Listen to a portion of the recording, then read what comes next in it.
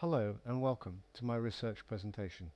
The topic we are going to discuss is a history of fencing in early modern Britain. This presentation is accompanied by a video montage of some light fencing, illustrating the various weapons discussed. We begin with some two-handed sword, then move to 16th century rapier, and finally some 18th century smallsword. The art of fencing has been subjected to remarkably few attempts at developing a comprehensive history of fencing, despite being a subject area that has a large variety of primary sources, and these sources becoming increasingly accessible due to the proliferation of online resources and academic journals supporting this subject area, even if one were to include works that cover a certain period, fencing tradition or region, the results are still very few, often grossly mistaken about certain historical points, and or written many decades in the past. This is not to say that good histories do not exist. For example, William Gobler's History of Fencing, written in 1998, is such a work. However, this work is limited to a discussion of the Italian and French schools and does not even attempt to discuss the very large German tradition of fencing, let alone the much smaller British tradition. The purpose of this research is to attempt to establish a concise history of fencing in the British Isles during the early modern period, examine the cultural influences and changes in fencing during this period, and increase the accessibility of certain primary sources. Now we will proceed to review the topics of each proposed chapter. The British martial tradition and the London Masters of Defence 1450 to 1620. At the beginning of this period, we see the first glimpses of traditional English fencing entering the written record. These works are primarily concerned with two-handed sword and staff and contain detailed fencing plays with both weapons. By the end of this period, other weapons have been detailed by English authors, including the backsword, sword and buckler and rapier.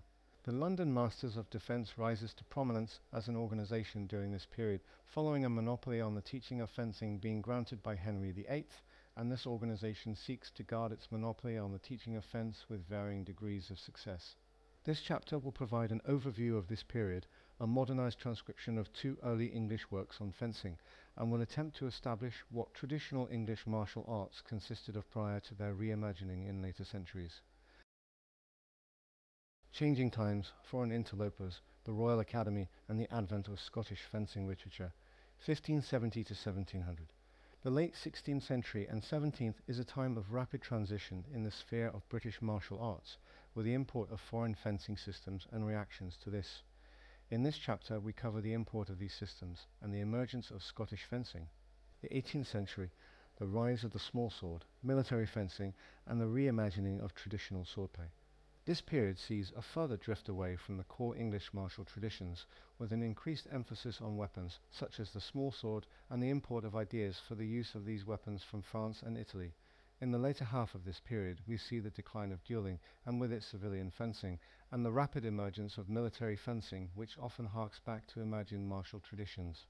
This chapter seeks to question to what extent traditional English and Scottish martial arts survived in this period, examine why there was a change of ethos in fencing works to a more military mindset, and critically assess the reimagining of traditional British martial arts in this period. Prize plays, dueling, and the gladiatory art. Within this chapter, fencing in its wider societal context is examined with reference to the themes of prize plays, duels and rencounters between 1440 and 1800, and how these themes relate to the development of fencing in Britain. In conclusion, I hope you found this research presentation enjoyable and illuminating as to the history of fencing in Britain during the early modern period. If further reading on this subject is of interest, I would advise starting with Christoph Amberger's The Secret History of the Sword, as this is an enjoyable and easily accessible work and is available as a free PDF online.